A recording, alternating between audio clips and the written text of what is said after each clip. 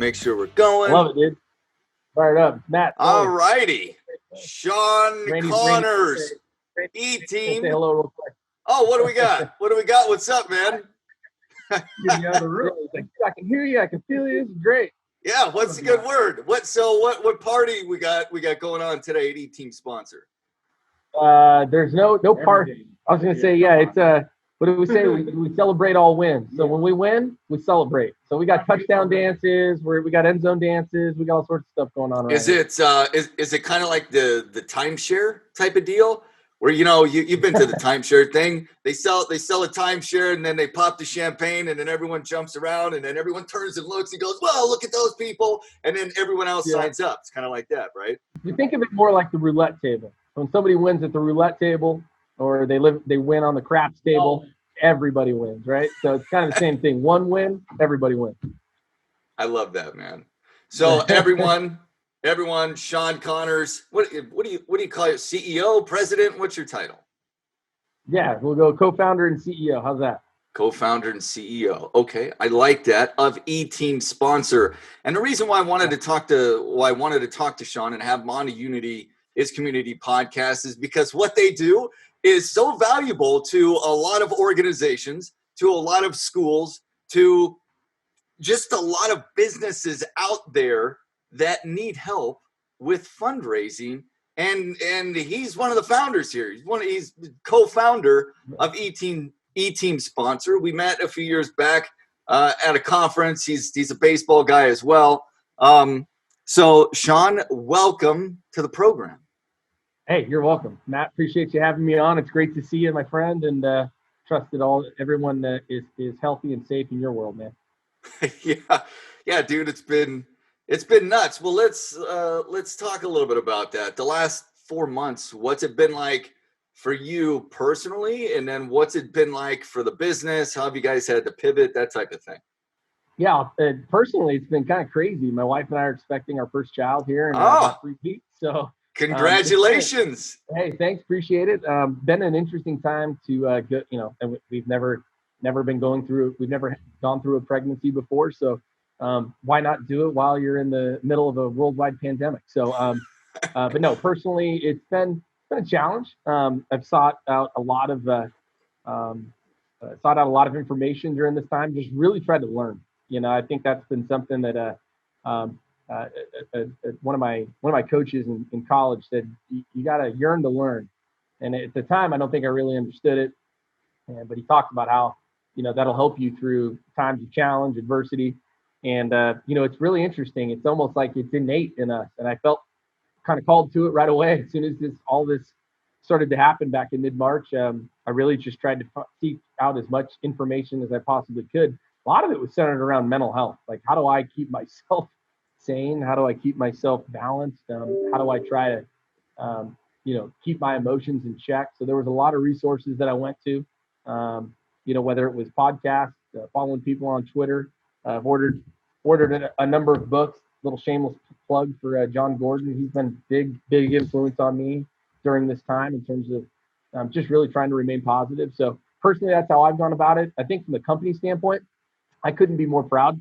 We're a small but mighty company. We've got 27 individuals in this company. Everyone has a background in athletics, whether it's being a former student athlete or coach.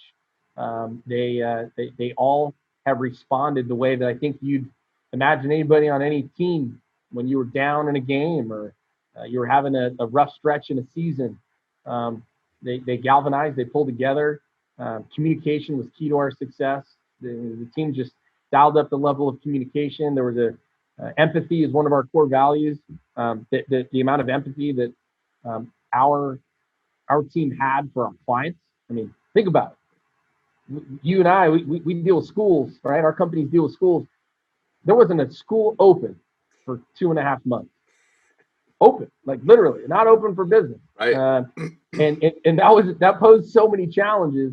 But our team was great. They really tried to do a good job of putting themselves in our clients' shoes. And Sean, I want to jump in here. I want to jump in here real quick. So yeah, and I want to get into your story as an entrepreneur. I want to talk about that, and then I want to get into what you guys do at E-Team and why it's so important for people to work with you guys. But For you, what's your opinion on, and I probably already know the answer to this, but how important is it to be an eternal optimist when challenges are presented? How does that get you through and then ultimately succeed at the end of the day? Whether you're an athlete, you're an employee, or you're running a business.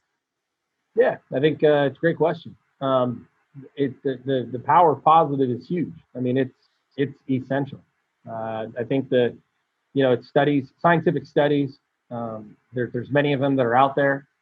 Actually, our team, we read the book Leaders Eat Last, which chronicled kind of the social chemicals in your body and what happens when there's positive or negative experiences in your mind and or in your life, and how that affects you. You want to release more oxytocin and serotonin than you do cortisol. Cortisol is the negative chemical release, the one that really just where you find people, you hear this analysis paralysis, or you hear people during times of adversity and being challenged, they become frozen, they can't move. That's when kind of that sedentary component kicks in. It's where people start to go down the path of, depression and fear and all these things. So I think, really from the sports background side of it, why, like I was mentioning, I think our team responded really well. And we really tried to encourage them to really focus on the positive. And it's hard right now. There's so much negative information that's being pumped into our brains from, really any channel of media that you're looking into, to try to find a source of, positive information. It's challenging. It's hard. So let me ask you this question too.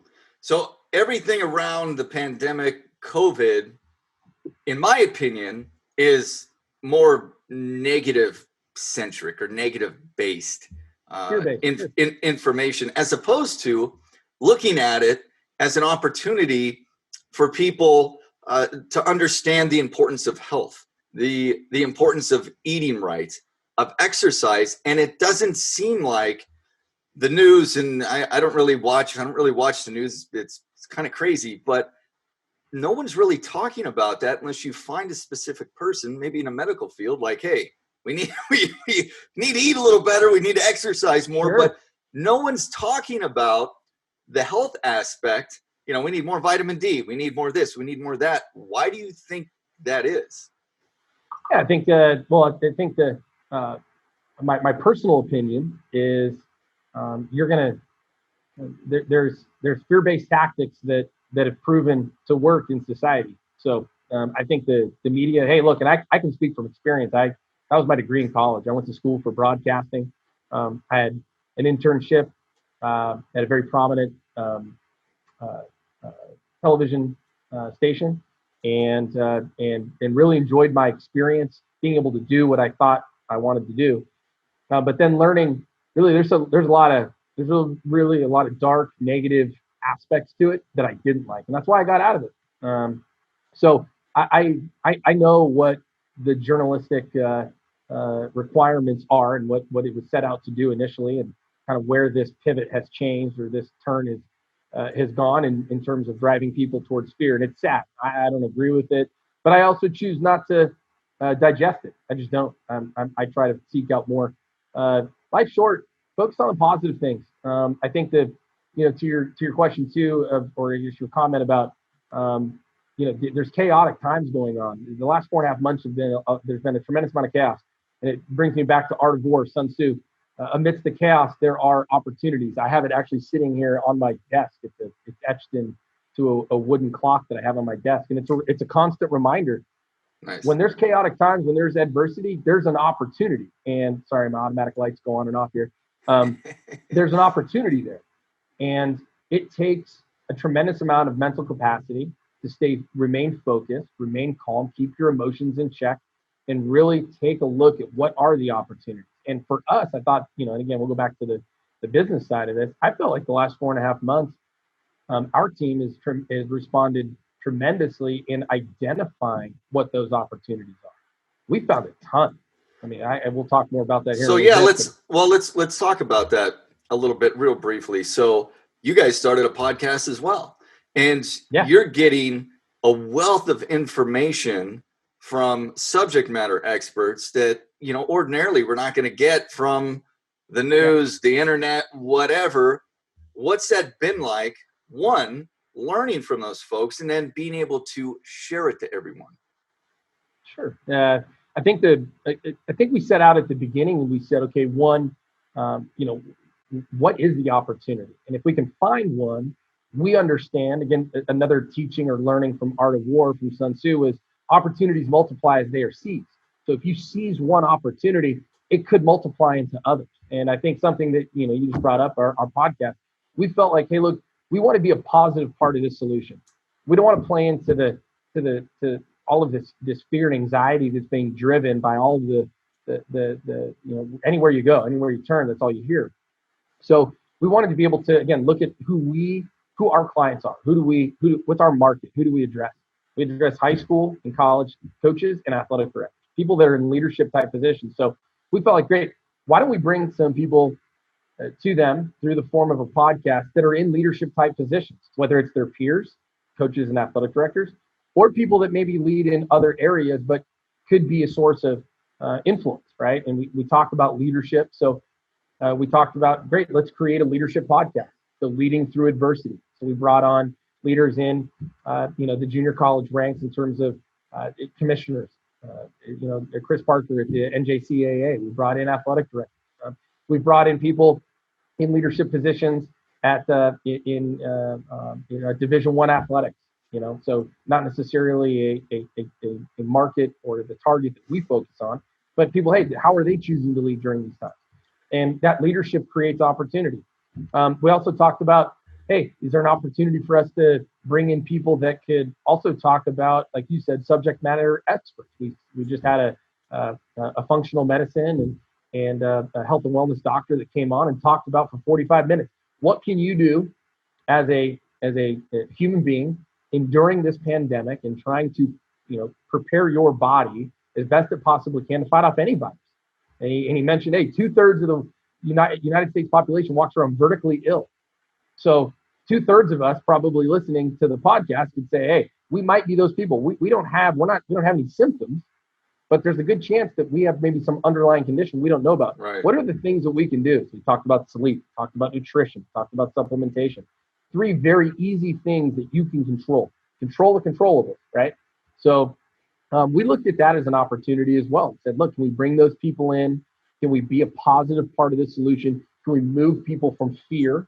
Can we move them into a learning phase and then give them an opportunity to create and grow and move forward? And that's what we want. Like you said, nutrition, everybody that we deal with on a daily basis, they're athletic directors and coaches. They are working with student athletes that are, supposed to be in their prime physical health or peak physical condition. How can we arm them, provide them with more information so that they can then turn around and, hey, again, whether they feel some of that is applicable or not, they can take what they need to or what they want to, and they can share that with the people, in their athletic departments or just personally themselves, make a change for themselves, which is a great opportunity just right then and there. So, and everyone, real quick, if you haven't subscribed, you guys have 2 podcasts, if I'm not mistaken, correct? We do. They can follow us, eTeam Sponsor, all one word, on Apple Podcasts and Spotify. They can hop on there, and then also on YouTube if they want to watch it as well. They can just simply eTeam Sponsor, all one word.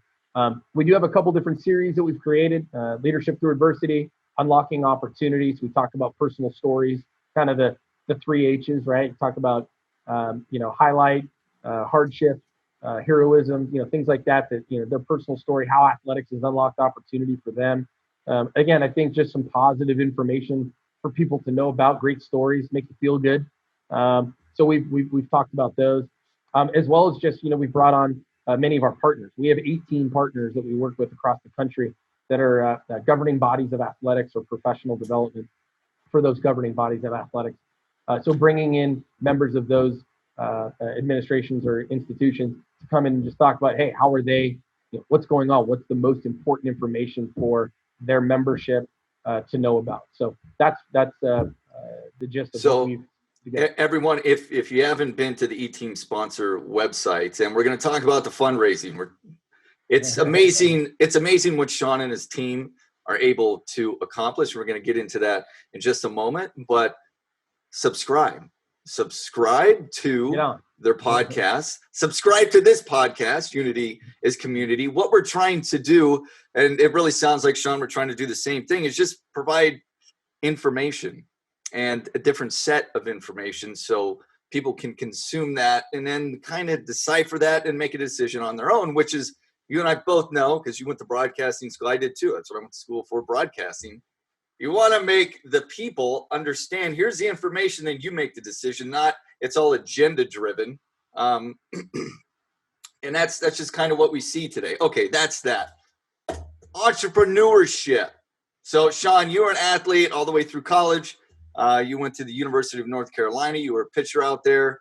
Talk about how you got into business. And, hey, I want to run some things. Yeah, I'm going to go work for some people, but then eventually I want to go run my own business. Talk about how athletics played a big role in that for you, and then, kind of your journey.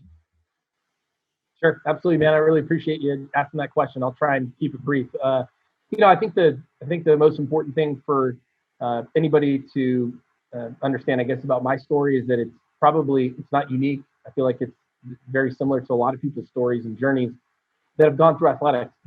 I think athletics really does provide a foundational aspect to everyone's life. And I think one of the things that I learned through athletics, I learned teamwork, but not in the sense that, teamwork is, being a good teammate. I learned that really teamwork is my individual commitment to do my job. Right? You hear that with like the Bill Belichick's of the world, do your job first before you try and help somebody else. I think something that I really learned and was foundational. I think you learn about commitment, you learn about dependability, you learn about accountability, you learn about brotherhood. And so there was a lot there that I really enjoyed in the team aspect. Having been I've been one of the better players on the team, and I've absolutely been one of the worst players on the team through my travels through athletics. And I think that gave me a unique perspective into, hey, look, like there's, you may have 25 guys or 50 guys on a team or in a company. Sure, you're going to have a number one and you're going to have a number 25 or 50, but they all play a part in, that company, that group, that team being successful. So those were some of the valuable lessons I think that I learned. And the most important one was leadership. I learned what it was like to lead. I had the really good fortune of being on some great teams that allowed me to lead. Also great teams where I wasn't in a leadership role. I didn't have the ability to lead. Maybe even though I wanted to, I didn't. And it taught me a lot there too, that, hey, look, not everybody has to be a leader. And sometimes, the best leaders are really good followers. And I learned how to follow. And that was really important, I think. So, but getting out of college, man, it was really simple. Got out, started working with the family business, did that for about 5 years. Really fortunate to kind of settle down back here, establish my roots here in the Bay Area in California. But there was a missing aspect to professionally what was really driving me. My mom and my dad were both entrepreneurs. My dad started his own business. My mother did as well. And I think so it's just in my blood. Well, wait, and, so your mom and your dad both started their own businesses? Yeah. So awesome. My mom and my dad actually started their own business together, and then my mom separated and started her own deal. But my dad was in a distribution business for a long time. Had worked his way up through Southern Pacific Railroad and Kern Steamship and some other companies, and then decided to venture out on his own and started a company called American Wine Transport. And they did a lot of import-export out of Napa area. We're only 30 minutes from there. So my dad did a lot with that, and very successful career in that. My mom. So wait, Sean, I don't mean to cut you off, but I'm gonna break this down a little bit, because I always like listening to people's stories, especially if their parents were business owners, are business owners, and what that was like growing up. Because I saw an interesting podcast with Robert Kennedy Jr., and I think it was Patrick David Valuetainment. You familiar with that on YouTube? Sure, if absolutely, not, yeah. It's awesome. So Robert Kennedy Jr., he was talking about how at the dinner table his parents would encourage debates, and he would just throw out a question, be like, you talk about this, you talk about that, whatever. And I thought that was awesome. And it's just a little insight into the Kennedys, whatever.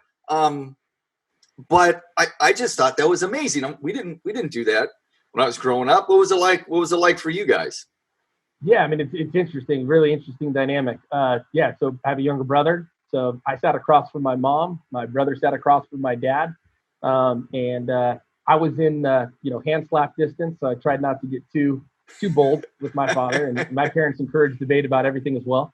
I'm very familiar with that Robert Kennedy podcast and that scenario because I lived it. It was pretty interesting. But yeah, it was interesting. My mom and my dad, when they worked together, those conversations were always very centric, to their business. When my mom went to work for Bank of America, and then since that point went out on her own and started her own business in real estate and in finance, the conversation changed a little bit. But it was really it was a lot of fun. I think it really helped to mold me too. I think my parents. I always say this: you grow up in a household of two entrepreneurs. It's a very chaotic upbringing, because I mean, you literally it's month to month, regardless of how successful the business is monetarily. There's a uh, I would say an implied sense of intensity, right, in terms of just your day to day. So that was, I think, something that was ingrained in me. And I mean, I can remember when it was dark and cold outside and rainy during the winter. I was the 10-year-old kid that would be inside saying, okay, I can't be outside throwing the ball around with my brother or, riding bikes with my friends. So I came inside and I would literally set up our guest room and I would set it up like an office.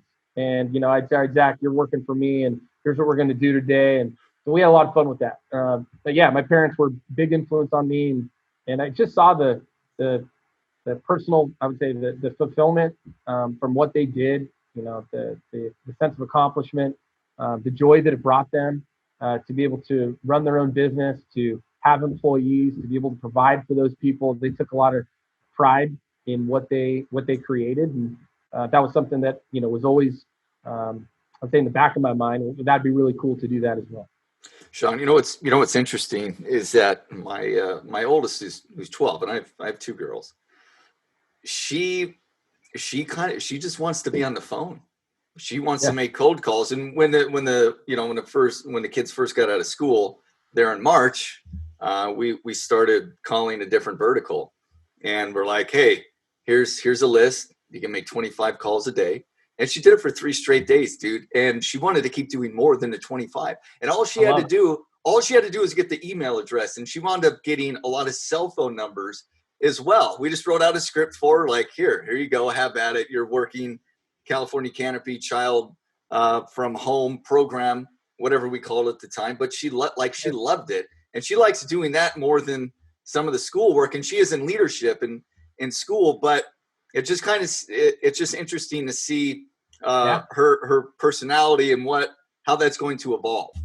Yeah, those environments, the environment that they grow up in is something that is really going to help shape and form, your kids. And I'm a byproduct of it. Like I said, I mean, in a way, I felt like I was groomed for what we're going through in the last 4 months. My personal story is that it was a chaotic upbringing. I love my parents dearly. There's nothing negative about that.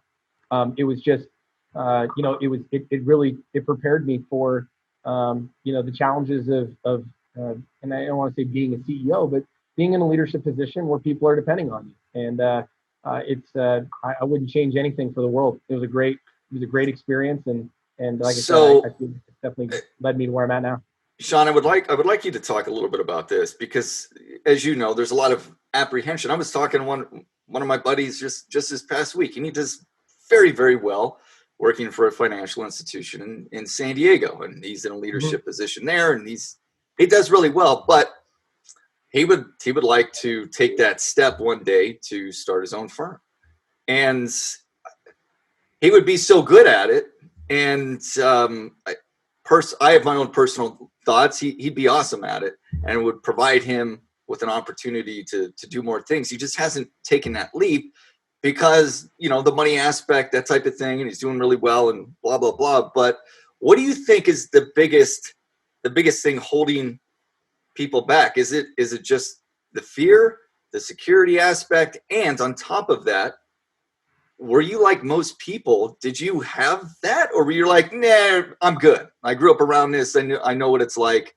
How is that for you? And then what advice would you give other people that are looking to take that leap? Yeah, that's a great question. I'll unpack it this way. I'll say, one, why people choose to not get into it. I would say the answer is yes to all the things you brought up. I think fear plays a part in that. I think the fear of the unknown. I think also too, just people aren't confident in themselves. I think, and that can hold people back. It holds people back in just their everyday life, in their relationships, in a number of different ways. So I would say that self confidence. I think also too, this concept of really learning and obtaining knowledge. The more knowledge you have, the more power you have, and that power over your own mind, right? It's your mindset that, hey, I can do this. And I think for me, going back to that question too, of like the entrepreneurship side of this and what led me down that path and why do people go down that path? I think it's because you feel really confident about your ability to do something. And I like I mentioned, I was working in my mom's side of the family business for 5 years, and I was also coaching high school football. And I just saw that there was a need for there had to be a better way to fundraise. And I felt really confident in my ability to lead people in a way that they would want to follow me. And I don't mean that in an egotistical way. I just feel I had a tremendous amount of pride and confidence in my ability to lead people. And I think that seeing that there was a void, that there needed to be a better way to do this, that gave me the confidence. Hey, look, I have confidence in myself to lead people. I have confidence in really the market research that I did, which we did a tremendous amount to learn more about the space and the opportunities that may be there. So I think that all built up to say, hey, all right, let's go out and do this. I think a lot of it too is the way that I was brought up too. Like I said, again, my parents were, when I brought this up to them, my dad didn't even let me finish the business plan. 34 pages. He read like the first 2 pages and the executive summary, and he's like, "You need to go. You need to do this. Go." And then you've got, my mom on the other side. Okay. Wait. You wrote a 34-page executive summary. 34-page business plan. The first couple of pages were the summary of it. My dad finished the executive summary. I was like, okay. That's not a summary. Okay. 34 pages is not a summary. No, it was a plan that, and I say I didn't write it myself. Me and my 2 co-founders did. We put it together, and but yeah, I mean, and the point there is just really, hey, you go to these people that you know, love, and trust, and they tell you, hey, look, I believe in you. Go out and do it. It's scary. I'm not going to tell you that I wasn't scared. Hey, look, I'll be very honest. We did not earn an income for 3 years in the first 3 years of this business. We put everything back into this business. So, and we felt that was the right thing to do. That's not some, kind of self-righteous statement. We felt honestly that was the right thing to do, and that's scary. There's a lot of uncertainty. That is the business even going to work? Even if you can feel as confident as you can build out this business plan, until you actually get in there and you start doing it. So Sean, real quick, because I know a lot of people ask this question. I'm sure they ask this of you quite a bit too. So you're talking about 34 pages. Does everyone need 34 pages? No, not at all. What do they need? Yeah, keep it simple. I think number one, you got to find there's got to be a need for something, right? If there's a need or a niche, find it and fill it. And I think, some of I'd say the top 3 things that we feel were most important in really launching what we did and making sure that we were going to make it, that we were going to be successful. Number one, you got to know your industry. So know the marketplace, do your market research. I tell people this all the time when they ask, hey, I'm thinking about starting something, that even if it's something that you feel is maybe abstract or auxiliary to the specific niche, vertical market, whatever, if it's existential in any way, but you feel like it could potentially be an outlier, pull it in, bring it in to your market research. Make sure you understand as many of the different the variables as you possibly can, because again, that's going to provide confidence, right? It's paying attention to those outliers are going to give you confidence, so that if you do come across a business challenge or you do have a bout with adversity, there's going to be an opportunity for you to pause, pivot, and then be able to say, okay, what are these outliers? We can redefine our plan, we can strategize, and then now we can make that move and pursue it. So I'd say that's number one. Number two, make sure you know who you're getting in business with. That's really important. I think, look, we certainly haven't been perfect at any of this, but these are things that we've learned. Make sure you know who you're getting into business with. You've got to trust the people that you're in business with. Do your homework on them. Make sure that they do their homework on you. Look, personality, that doesn't mean that you have to have the same personality. You guys have to get along all the time, because that's not going to happen. That's not real life. That's not realistic. But you've got to be able to work together towards whatever that common goal is. And then I'd say number three, make sure you put people over profit. I think that's, at the end of the day, you know your market, you built this great, amazing concept. You want to bring it to the market. You've got the right people on board. Number three, make sure you always put those people over the profitability of the company. Look, it's easier said than done. It's tough, especially the last 4 months. Could you imagine how many companies right now, 120,000 companies have gone out of business and never intend on opening back up? So let's talk a little bit about that and what you guys were able to do to pivot. I mean, everyone had to pivot. What did you guys have to do? I think it was that number one. It was pause. This is something we learned from one of John Gordon's podcasts. 4 P's: pause, pivot, plan, pursue. And I think that the pause for us was real, and we took a while. We took a good. Our pause was, we literally operationally did not send out solicitations on behalf of our clients for 6 weeks. We shut it down. We said, right now, that's not the right thing to do. We're going to pause. So literally going to pause. So the revenue, the economic engine of E-Team Sponsor literally stopped.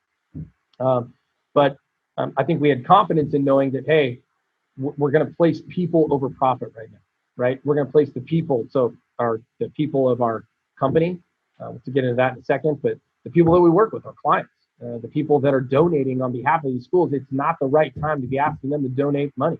There's a lot of uncertainty in the world. Let's give people time to pause themselves and take those assessments. And then I think lastly is we said that we were going to remain positive and poised through this. We're going to try to do our best to keep the emotion out of decision making and communication. Communication was key to our success. We really dialed up the level of communication internally, externally with our clients. Like I said, empathy was a part of that communication. Really tried to do a good job of putting ourselves in their shoes. And we did that just even, myself, I tried to do that internally with our own company, put myself in the shoes of people that are, they're at home, or when they go home, they have husband, wives, children, people that are depending upon them. So they're depending upon their paycheck to stay in place. So, what we said is, look, we instituted some across the board salary reductions. But what we said is, we're going to make sure that we don't lose anybody. We're going into this pandemic with this team. They're the best team we've ever had at E-Team Sponsor. We want to make sure when we make it through the other side of this thing, the same team remains intact. In order for us to do that, some minimal salary reductions across the board. And so everyone took a little. Everyone understood, hey, this is a sacrifice for the betterment of the team going forward, and everyone was good with that, I would imagine, for the most part. Yeah, it was everyone sacrificed a little, so no one has to pay the ultimate sacrifice and not have a job. So that was important. Because at the end of the day, Sean, right, it's all going to come back somehow, some way, right? That's that I choose faith over fear, dude. So I have faith that it is going to come back, and we're going to make decisions, accordingly. Sure, there's realistic. We want to hope for the best, but hope is not a strategy. So our strategy is to plan for the worst. That's what we've done, and but we're going to continue to focus on faith over fear, man. We have faith that this is going to come back, and we can talk more about. Yeah. So speaking of this coming back, because now what do people need more than ever? They need help with funding, right? And that's exactly what E-Team Sponsor does. They help with fundraising. And I mean, your model can really help out anyone. Sean, if you want to talk about that, I think that would be outstanding. Sure. Yeah. I mean, the financial need for educational institutions across the country has not gone down. If anything, it's increased. So we know that schools need to raise money. I think right now, again, I'll go back to There's just a lot of decision makers in leadership positions at high school and college institutions, which is who we aim to serve, that are still stuck in that fear phase, right? So they're fearful of, like, should we be asking people for money right now? Yes, you need to, because you need to let people know that your institution still has a financial need. That's important. People understand that. I think what we've seen, again, faith over fear. I'm faithful in the human resolve, human resiliency. In time of crisis, humans galvanize. We pull together. It is innate in all of us, right? And we've seen that. We've seen schools, athletic teams, programs that are raising money during this pandemic. They've raised 2, 3, 4 times as much as they normally have. Sure, wait. During this pandemic, they've raised more money than they would have if there was no pandemic. How is that possible? Well, I think so. A couple of things. Like I said, we shut down middle of March, right? And I say shut down. We didn't have any solicitations going out. We still worked. We worked every day. We just worked in a different capacity, right? We identified the pivots and the opportunities, and that's where we went to work.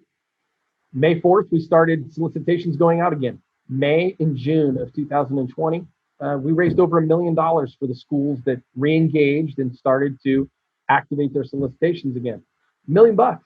Now, you can say, okay, Sean, ET sponsors in all 50 states, 5,000 schools, that's really not that much. Well, the majority of them weren't doing anything. But the ones that did, we helped raise a lot of money for. And I think that instilled a lot of confidence on those campuses, but it also instilled a lot of confidence in the individuals in our company, so we could go share that story. We can go share that story with people. The reason we were able to raise so much money is we built eTeam Sponsor in 2010 to be a virtual platform. We've grown. We have physical representation of people that are wearing the ETS on their shirts across the country, and yeah, they're physically on campuses helping to administer fundraising and get it going. But right now, that doesn't exist because schools aren't open. So we've gone back to our original roots of how we founded and started this company, and that we're a virtual fundraiser. You can do everything online. It still takes the same amount of time. You don't have to physically get together in order to have this fundraiser launch. And the easiest fundraiser is still there for you to use. So Sean, and as much as you would like to share about the model, like how does it work? So say I'm at a high school, and I got my let's say hockey team back east, whatever. I would work. I don't think we've ever worked with hockey yet. It'd be awesome. Put a canopy up on the ring. Maybe not. Maybe we'll come up with something different. So you can get a background like this for their post-game interviews. There we go. So what would you tell them who's running the fundraising aspect of it, whether it's coach, athletic director, they got the boosters, whatever, administration, how does it all work? Yeah, great question. I think number one, conceptually, what is the concept? What have we created? If anyone's done the traditional letter writing campaigns, the trifold letter, you address it to your friends and your family, and you say, hey, we're raising money for hockey nets and travel and equipment and gear, whatever it is, right? You list that out and then say, hey, any donation that you can make, we greatly appreciate it. You fold the letter, you stuff it in an envelope, you address it, you send it off. We've taken that traditional letter writing campaign, we've automated that process. So we've brought it to the modern day platform of email, social media, mobile text message, the typical crowdfunding type mediums in order for outreach. And then we allow those people and those people are being the student athletes in the hockey program, right? It's the coach, it's the parents, it's the administrators of that school to actively go out and push those notifications through email, social media, mobile text message to let people know why they're raising money for that hockey program. And then it gives the donors, or these people, these supporters, the opportunity to donate 3 different ways. They can donate online, they can donate by check, they can donate over the phone. So we call our 3x3 process. We're the only company in the country that offers this type of platform. So it truly has made this the easiest fundraiser ever. So that's how the programs can use it. It's a 30-minute process to get everything set up and launched. 30 minutes later, you go back to being coach, Student athletes go back to being student athletes, parents go back to being parents and living their lives. And our system does 95% of the work. So if people want to learn more about eTeam and the fundraising, just go to eteamsponsor.com. You got it. And then there's about eTeam sponsor in the header bar. They can click on watch the demo. They can watch a quick 45 seconds to a minute demo, exactly how the system works.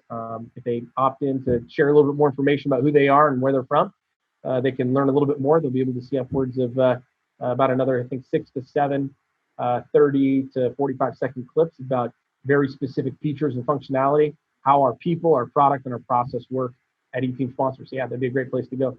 So Sean, before I let you go, I want to get your thoughts on the state of affairs of athletics, whether it's in high school, it's college, or the professional ranks. What are your thoughts as it pertains to delaying everything, at least here in the state of California? One for high school. I haven't heard that much as far as at the university level. I know what's going on with the junior colleges for the most part, but what are your thoughts there? And so are they going to be able to get everything in? It sounds like it, but I don't know. What do you think? Man, try to be as empathetic as possible, especially for the student athletes. I think of seniors in high school, I think of seniors in college, I think of the 2-year student athletes at the college level that are looking to transfer. I can't even imagine what it's like to be in their shoes right now. It's got to be really tough. I will tell you this: we're doing everything that we possibly can to be a resource for them. Like we said, we talked about the podcast, but also just let's help them raise the most money that we possibly can now. Whether their season's coming up in 2 weeks, like it is in Arizona and Texas and Florida, or northern part of the most northern part of California, or if states like Virginia and for the most part here in California, where high school sports have been moved out to December and January. Either way, we're here. We're ready to support them, to help them raise the most money that they can, so that they can make that experience for the student athletes the best it possibly can be. In terms of where do I have a crystal ball? Obviously not, but I think here's my thing. If it's safe for the student athletes and for the coaches to participate, let them do it. If it's not, I agree, shut it down. But it seems to me, based on the information that I've tried to learn, as objectively as I possibly can find, if it's safe to play, go do it. The institutions like colleges and universities, it's a business, right? It's a business. They have to have butts and seats paying for tuition, paying for room and board. It is a business. There is you're either in the black or you're in the red. And if you're in the red, that's not good. And for a lot of these institutions, they're having to make some really tough decisions, because you've got, again, you go back to people over profit, right? You put the people first. You've got 2 sets of people there. You got the people that have the institution as their employer, and you've got the institution, the people that are the student athletes, that you need to make sure that their health and well-being are the best possible position it can be. So Sean, here's my quick thoughts on this. Let's get them back if we can safely. Everyone needs a custom mask. By the way, CaliforniaCanopy.com. I got to put that in there. Quick plug. You may proceed, my friend. There you go. Good. Hey, let's get them in there. And again, I think, look, it's, I've got my personal viewpoints on this. Here in the state of California, 18 years of age or younger, not one person in the state of California has died from the coronavirus. So that's a positive piece of information for these leaders that are making decisions to learn from, to take.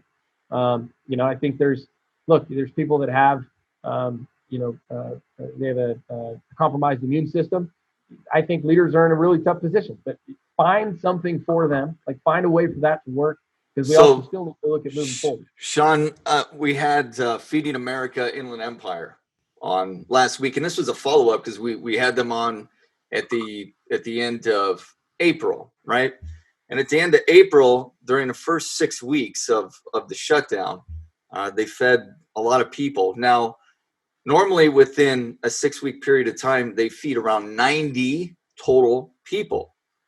They fed 41,000 in 6 weeks. Okay.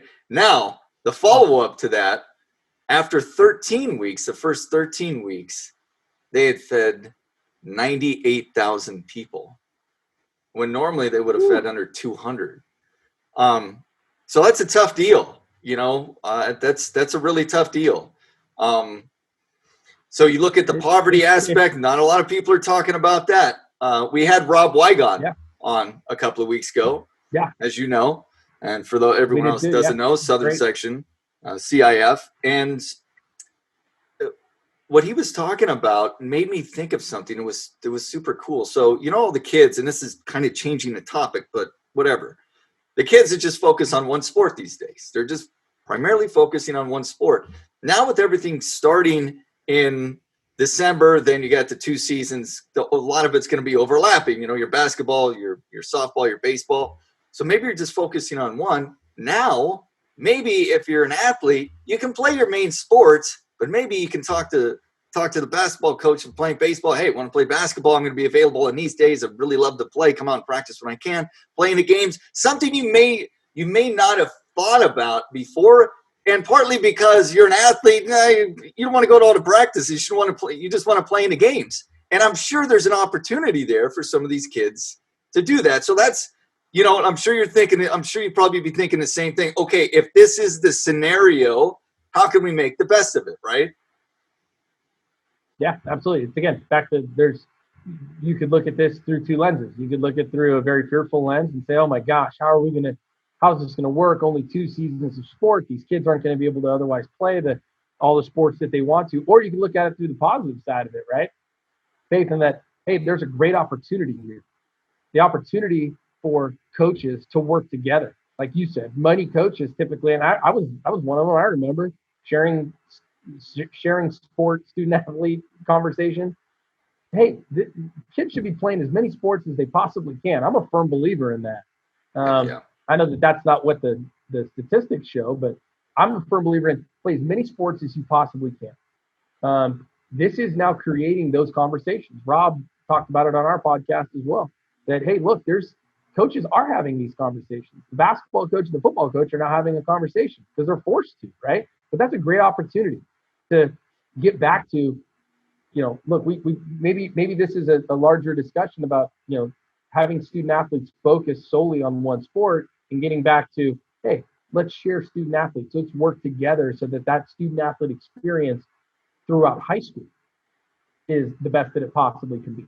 And that it's not, hey, you have to make a choice, student athlete. You're either going to play fall baseball or football, or you're going to play winter, whatever sport it is versus, this summer sport.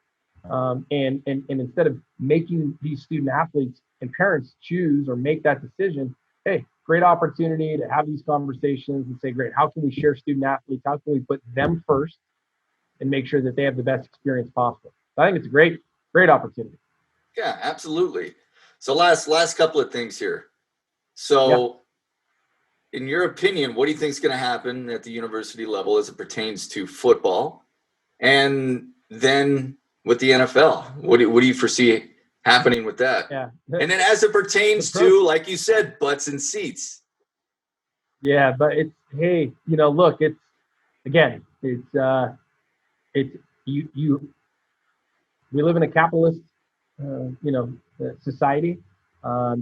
The economics play a huge part in a lot of these decisions that are being made. I don't want anyone to misconstrue anything that I'm saying. I'm not saying that, at the sake of any life, just open up the country and get back to work and everybody go back to normal. Sure, we got to do it in a healthy and safe way. But if this continues much longer, we are going to have long-lasting effects from that, both economically. I think you're going to see it absolutely psychologically, especially with the adolescent age. So you got to get back. So look, NFL, money talks. I think I have faith that the NFL and the players union are going to come together and they're going to figure this thing out. And you're going to have football. In what capacity do they condense the season? Maybe a little bit, but they're going to play. At the college university level, I think you're going to find at the higher levels where financially a lot of these schools and institutions can economically absorb something like this, which is amazing to me that they have enough from an endowment standpoint to be able to withstand this, but there's not very many that can. So what I think you're going to find is that the majority of football is going to be pushed to the spring. And I think that in some ways makes a lot of sense. I really do. But the thing that's probably most important is you can't have sports in the fall at an institution, so college, university, without without students. So the students have to be paying tuition in order to be there. They've got to be able to, they've got to be taking classes in order to have sports in the fall. Would I like to see it happen? Yes, I want to see sports happen in the fall. I want to see football happen. I want to see sports come back that are safe and healthy way to do that. There is, and we should do it. That way we keep these schools intact. There are a lot of schools that if they don't have football or sports start, meaning school starts, kids are taking classes, which means they can play sports. If that doesn't happen, there's a significant percentage of the colleges and universities out there, they may not be able to stay open. So I think, again, there's a healthy and safe way to do this. I think these leaders just need to look at this, again, take the emotion out of it, take the fear out of it. Let's learn what are the best possible ways for us to make this happen. Let's get people back on campus or back to class virtually, whatever that is, where it makes sense. Let's get sports going again. Again, I think the science and the data that's out there, which we've been told is what we need to be following, clearly shows that age demographic can go back. Now, again, the teachers, the coaches, the people that are teaching these folks that are in those locker rooms on campus, sure, there's got to be a safe and healthy protocol for them to be able to come back too. Because as you get older, sure, there's more susceptible to the virus and the ill effects, hospitalization, let alone death, obviously. So again, but there's a way to do it. There's a way to do it. We can't continue to just be locked down and not do Well, Sean, you know what a lot of schools are doing now? They're preparing to be outside. So the canopies, right? They're setting up their mobile team headquarters or their mobile classroom, if you will, and they're doing that outside. And obviously the UV kills COVID, right? So yeah, it's an option there. We have the mask. So, to your point, I think there are ways that this can happen. Now, do we want to put anyone in harm's way? No, but real quickly, before I let you go, getting back to the Feeding America thing. So they have a stay-at-home program. And what that means is that volunteers, they get in their car and they bring food to people that need it the most. They can't leave their homes, right? So the underlying health conditions and just things are just not really good for them. And so volunteers are getting in their car and they're bringing them food. Wow. And so what we were talking about, is this something that can be scalable? Is this something that a government can take over, formulate a program that's going to make sense for everyone? They can hire people and then they can bring food. They go get groceries for folks, people that need to be at home that have those conditions, underlying health conditions. Stay home. We'll take care of you, right? So that's just one way, one solution that's available that could work. That's a great pivot. Look, I think, again, I don't know if you listen to Jocko Willink and his podcast, but he talked about, he was on the Entree Leadership podcast with, I'm trying to remember who he's on with, but he's talking about, hey, they have a part of their business was they make gis for jiu-jitsu. And those gis are being produced in New York.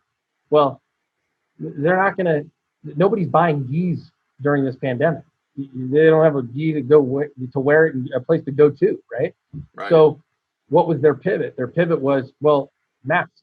And there was some conflicting information, so but they had to kind of sort that out, but they finally did and said, hey, look, let's pivot. Instead of making gis, let's make masks, right? And to your point, California Canopy, making masks. Looking at this Feeding the Hungry program, great opportunity, right? So I think that those types of pivots make a tremendous amount of sense. Again, we all want the same thing, right? When it comes down to it, we all need to live. People can say, oh, Sean, he's not being objective at all. His business works with schools and universities, high schools and colleges. So of course he wants school to open back up so that his company can continue. I mean, yeah, there's elements of that, but at the same time, I also look at this as saying, hey, I understand statistics, metrics, the science, the data that's out there, and e-team sponsor is going to be fine. Even if You schools talked don't about the open back up. people, Sean. You talked Yeah, about the people first, yeah, right? And yeah, some people some folks who are opposed to, let's say, capitalism, uh, talk about people that run a business, own a business, whatever, where it's all about the money. And it's like, well, you didn't start it because it's about the money. Yeah, you started it to make money and because you thought it was going to be profitable. Yes, but yeah, the main reason behind it was about helping people, right? Helping people. And I tell my kids this all the time. Think about something where you can make money and you can really help people. How can you help people? Because at the end of the day, you have to provide a product or a service that is a problem solver and it's helping people. yeah. And Oh, if everyone could look at it from that lens, I think there's only just a select few that are just super money, and screw the people. I think there's only a few people like that, maybe more, whatever. But for the most part, I think the majority of us want to help the people. And then in turn, by helping the people, you can make a really good living doing that. And you can help out other folks, hire other people, and then so on and so forth. And then they can do the same thing. Like that's the whole concept behind it, right? yeah, it is, right? It's the win-win-win. It's 1 + 1 = 3, right? It's literally looking at this and saying, hey, yeah, I have a vested interest in seeing schools reopen. I think that's fairly apparent. But it's also, I understand the benefits of schools being open, right? You get kids are learning. You've got kids being a part of extracurricular activities. The science and the data bears out. And I'll just go off to California, right? California, um, the hospitalization rate and the death rate. In California, it just makes sense for high school age at least. They can go back. Now let's find a way to do that, right? It's not perfect. It's not going to, I'm not saying that nobody's ever going to die from anything like this, but look, there's opportunities there. Let's find a way to make this work because it makes sense, right? And yeah, you take on the responsibility of giving people a job and they depend on that paycheck. And so it's not easy. There's a balance there, but there is, something that's very rewarding about what we get to do, right? There's a philanthropic aspect to this that's great because we know that, look, if the program or the school has more money that they have at their discretion to be able to use to what they feel is the most important thing for their program, whether that's, you know, raising money to make sure that they can have pregame and postgame meals for their student athletes, to new uniforms, to paying for tutors, right? Whatever it is that's going to make the student athlete experience better, we're all for it, right? We want to, that's going to unlock opportunity for those student athletes. And that's what it's all about. There's a philanthropic component to it. And sure, we want to make money at the same time. That's why we're in business, is to make money, but it's not the sole reason why we're in business. So. Sean, you're making too much sense, so I'm gonna have to let you go. There's too much there's too much logic Well, here. hey, I think again, I try to do. I'm doing my best. I'm not perfect.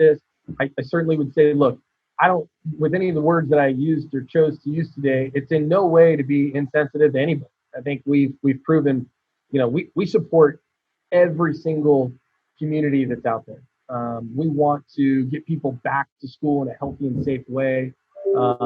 We just feel very passionate about, that we feel like there's an opportunity to get back to it and to start, getting back. We definitely don't want to come across insensitive in any way, shape, or form. So hopefully nobody took it that way. We just feel really good about the way things are heading. For the majority of the country, sure, there's pockets that are still seeing an increase in cases and things like that. You just hope that doesn't turn into hospitalizations and death, obviously. But I feel like the country, by and large, has been doing a really good job. So that should put us in the best position possible for us to get back to doing, allow California Canopy to get out and do what it does, allow E-Team Sponsor to get out and do what it does, allow teachers to get out and do what they do, coaches to go out and do what they do. We're looking forward to that happening sooner than later. So Sean, real quick, eteamsponsor.com. Anything else you want to say? Hey, our vision is to be the most trusted and supportive fundraising option in the United States, and that's really what our vision is. Our mission is to make sure we unlock opportunity through the easiest fundraiser ever. We helped Aquinas High School down in San Bernardino. They raised $40,000 during the pandemic. That $40,000 for their football program is going to go a long way to unlocking a tremendous amount of opportunity on that campus, and in that specifically for those student athletes in that football program. 40 grand. $40,000. Wow. During the pandemic, which is great. And again, I think look at this as saying, look, most people would probably say socioeconomically, if you were to break down where Aquinas is and where their students come from and how many students are on free and reduced lunch, all those statistics, you'd say, wow, how is that possible? Well, it's again, I'll go back to the human result, right? It's in our nature to be resilient, and it just shows that in time of crisis, so many people came and said, hey, we want to be supportive of a program like that. And that's just one instance, one scenario, anecdotally, that we can share. And there's a lot of those going on across the country. So we look forward to seeing more of those happen. And we know with that money, that school and that program is going to create a tremendous amount of opportunity for those student athletes. And that's why we do what we do, man. $40,000 during the pandemic. Sean, that is awesome, man. Love it. Cool. Well, ladies and gentlemen, Sean Connors, we really do appreciate it. E-Team sponsor, CEO and co-founder, being on the program today. I think we accomplished a lot. Had a really good conversation, and I certainly appreciate it and look forward to seeing you back out at some of the conferences when those things ramp back up. Man. Yeah, Matt, we really appreciate everything you do. California Canopy has been a great partner for a lot of the same governing bodies and partners that we have. Matt, it's unfortunate I didn't get to see you on the traveling road show this past spring, but yeah, man, really appreciate everything that you guys are doing. I know that you're trying to be a part of the solution right now and be a positive influence for people, and really appreciate everything that you guys do. If there's anything that we can do to help California Canopy, please let us know. And yeah, I'm going to hit you up for an E-Team sponsor background so we can get that up here, and yeah. We'll start incorporating that into our podcast. Let's get it going, man. Well, Sean, appreciate it, man. All right. Thanks, Matt. All right. I'll talk to you.